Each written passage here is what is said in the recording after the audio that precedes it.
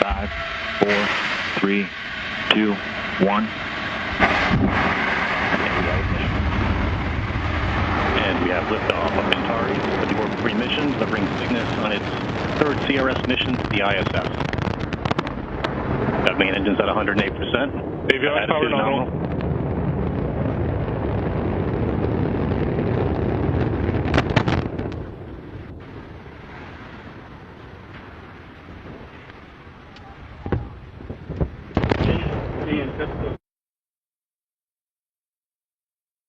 The possibility that trouble may develop with the Atlas or the Redstone during the countdown or during the takeoff is looked squarely in the eye by the astronauts and the engineers behind Project Mercury. This booster was not a Mercury vehicle, but imagine the worst possible situation for the astronaut, that his capsule is now mounted on top of this Atlas. The escape rocket takes the capsule away from the booster.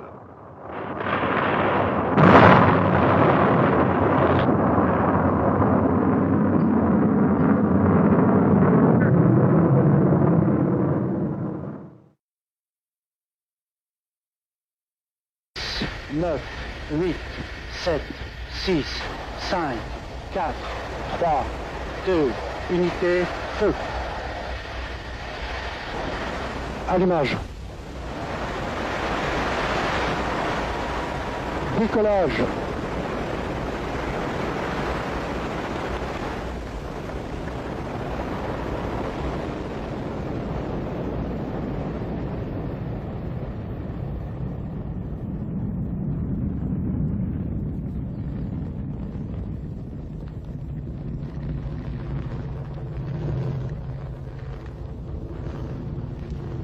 Tous les paramètres propulsifs sont normaux et la trajectoire est normale.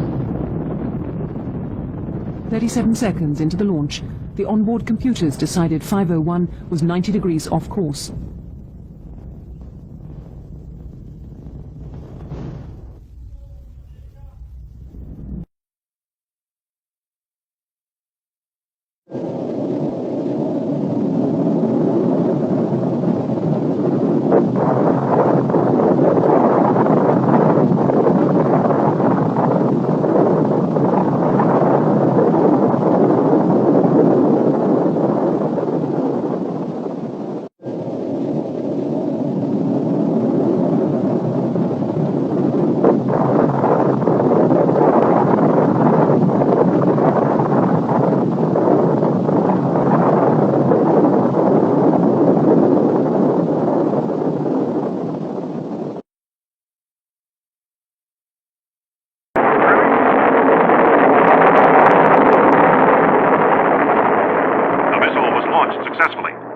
Proceeded according to plan for some distance. During this time, the missile was stable in pitch, yaw, and roll.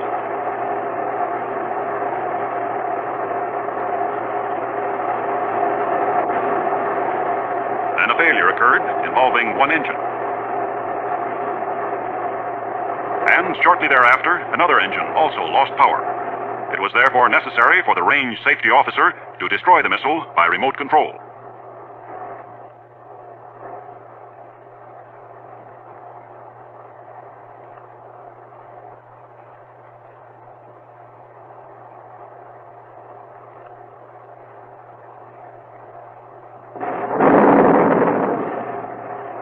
Debris from the missile fell on the test base and in the sea just offshore from the base.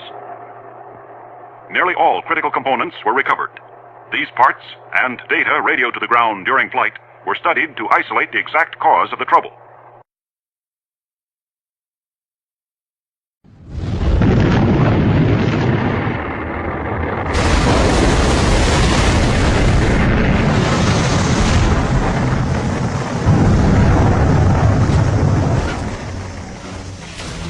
One in 5 Titan rockets fail. Tough odds if you're a rocket man. Minus 10, 8, 7, 6, 5, 4, 3, 2, 1. Ignition sequence start and liftoff of the SpaceX Falcon 9 rocket, adding to the International Space Station access for future American rockets. And Falcon has cleared the tower. Stage 1 propulsion is nominal.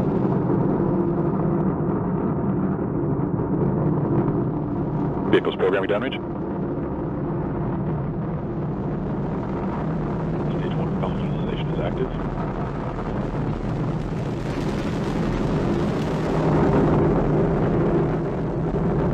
Power telemetry nominal.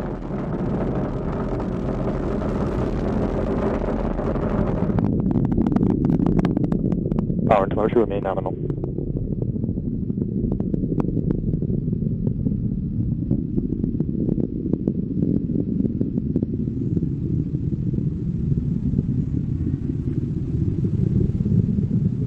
Impact chill has begun. T plus 2 minutes. Altitude 32 kilometers. Speed 1 kilometer per second. Downrange distance 13 kilometers.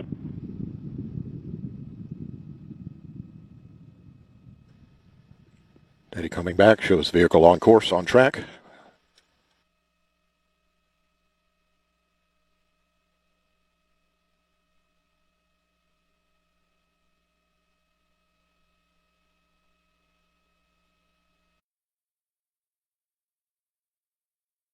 After nearly a year's delay posed by its liquid hydrogen fuel, the mighty Centaur is on its pad at Cape Canaveral for a maiden flight. It is to be boosted into space by an Atlas for a 15-minute flight, a flight scheduled to study the performance of the temperamental hydrogen fuel. The Centaur is designed to put a payload of more than a ton on the Moon or 1,000 pounds in the vicinity of Mars or Venus. The first few seconds of the shoot go without incident. The Centaur climbs to 30,000 feet, then malfunction.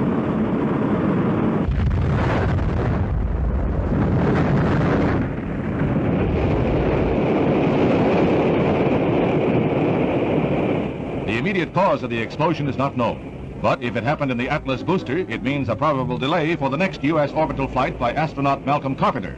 Long-lens cameras capture pieces of the wrecked missile falling into the sea, falling like a wounded bird. However, in the race for space, scientists find progress in every failure.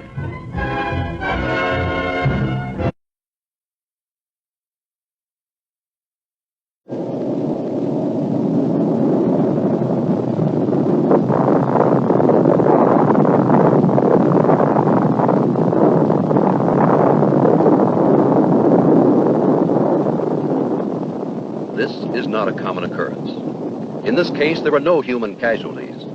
The catastrophe was not the result of individual carelessness, but it could have been. In a situation with human lives at stake, disaster is a potential, and lives are at stake, even your life, wherever toxic propellants are handled.